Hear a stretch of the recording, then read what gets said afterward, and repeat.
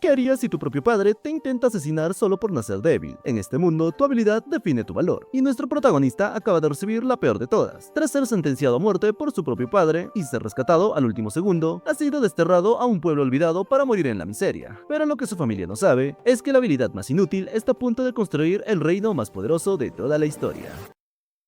Todo empieza con la triste realidad de nuestro protagonista en el Japón actual, donde es explotado duramente en su trabajo, a tal punto que lo llevó a la muerte, ahora renaciendo en el cuerpo de un niño noble que tiene tan solo 2 años de edad, y cuyo nombre es Ban Neifertio, y que este también conserva los recuerdos del antiguo dueño del cuerpo. De pronto vemos llegar a su sirvienta, la cual queda muy sorprendida de que el prota pueda hablar fluidamente, y no solo de eso, sino de que este también sepa su propio nombre, el de sus padres y también el de la misma sirvienta, aunque la conversación termina con el prota preguntando por el lugar en el que se encuentra. Y ahí pasaremos a un momento donde toda su familia se encuentra comiendo, donde conoceremos el nombre de estos, comenzando con el tercer hijo, Sesto L, el segundo hijo, Jair Gai, el primer hijo, Murcia el Lago, y la cabeza de la familia, Halpa Bulati. Aquí notaremos que el ambiente es bastante tenso, exceptuando la parte de Ban, ya que se encuentra rodeado de sirvientas que son bastante atentas con él. De pronto su padre pregunta a cada uno de sus hijos, ¿cuáles son las tareas que tienen para este día? A lo que todos sus hermanos responden entre nervios cada uno de sus deberes, pero cuando llega el turno de Ban, este responde que no lo sabe, ya que tiene curiosidad por muchas cosas, pero al final le dice que le gustaría empezar estudiando la cultura y la historia de la nación. Sus hermanos se sorprenden por lo que dijo, pero su padre se echa a reír, mencionando que pensó que lo había malcriado estos años, pero se alivia de que con tan solo 2 años de edad sea alguien tan impresionante, para luego decir que con él el futuro de la familia está asegurado, y que ahora está más ansioso por ver su examen de aptitud mágica, la cual se realizará a los 8 años. Ahora nos explican sobre la aptitud mágica, la cual es esencial en este mundo. La nobleza debe de dominar todos los elementos, los cuales son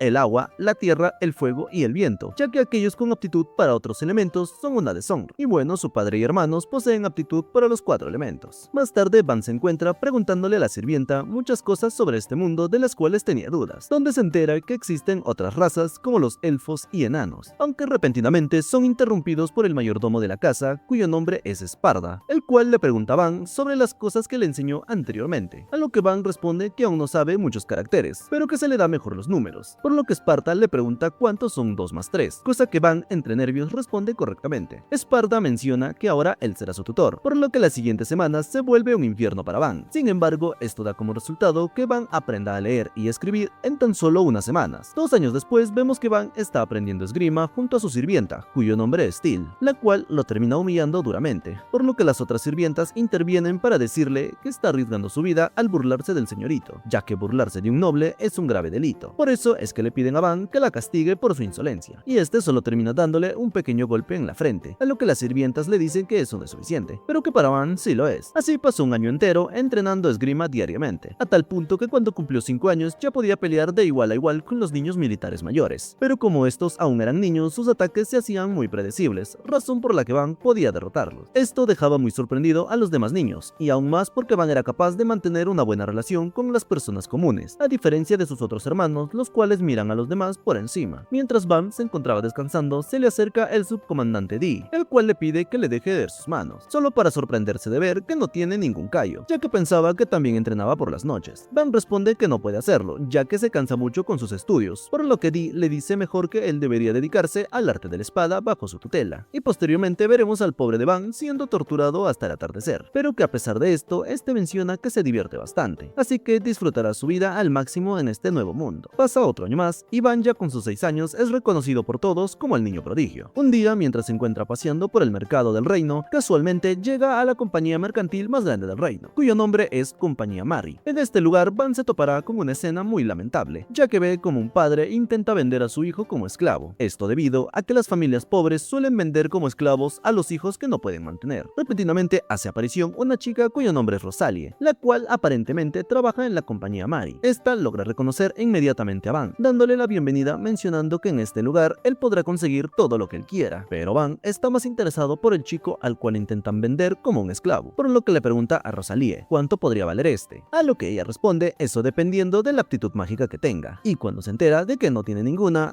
dice que entonces ni siquiera vale 3 monedas grandes de plata, por lo cual cuando el padre escucha eso, empieza a maltratar a su hijo diciéndole que no vale nada. Obviamente Ban no soporta ver esto, por lo que le dice que comprará al esclavo por 5 monedas monedas grandes de plata, cosa que el padre acepta y termina retirándose rápidamente. Luego de eso, Van le da al esclavo, el cual tiene el nombre de Kamshin, la opción de irse si éste lo desea, a lo cual este termina negándose, ya que mejor prefiere servir a Van como su esclavo, por lo que realizan un contrato de esclavitud, el cual queda grabado en la mano de Kamshin. Pasan 2 años más, y ahora vemos que Kamshin se encuentra en mejor estado de salud, además que aparte de ser un esclavo, se ha vuelto un amigo más de Van. Ahora vemos que ha llegado el momento donde Van hará el examen de aptitud mágica, ya que ya tiene 8 años de edad, por eso es que todo el reino está emocionado. Esto ya que al parecer Van se ha logrado ganar el cariño de la gente, pero no todo va tan bien como pensaba, ya que cuando Van fue a realizarse el examen de aptitud, terminó resultando en que no tiene aptitud para ninguno de los 4 elementos mágicos, y solo tiene aptitud para la magia de producción, y esto porque solo sirve para fabricar ciertos materiales los cuales se pueden hacer incluso sin magia. Esto dejó a Van completamente destrozado, y más aún porque su propio padre está decidido a matarlo por ser una decepción. Pero en ese momento, su hermano llamado Murcia se interpone para decirle a su padre que en la frontera de su marquesado existe una aldea que por su ubicación no se ha podido desarrollar, ya que se encuentra en la frontera con el reino enemigo Yelineta, y también al lado de unas montañas donde viven bestias mágicas enormes, así dándole la idea de que sería mejor enviar a Van a ese lugar, para que así aumente la lealtad de los habitantes de la aldea hacia los nobles. Su padre queda completamente convencido, por lo que la vida del prota ya está fuera de peligro, pero con esto decidido, este tendrá que abandonar el reino lo más rápido posible, aunque antes de eso, Murcia se disculpa con Van por no poder hacer más por él, ya que después de todo es su hermanito, a lo que Bran solo termina agradeciéndole. Así pasamos al día siguiente, donde vemos que Van se encuentra extrañamente feliz por el hecho de que se va a ir, ya que para él será un nuevo desafío. También debo aclarar de que este no se irá solo,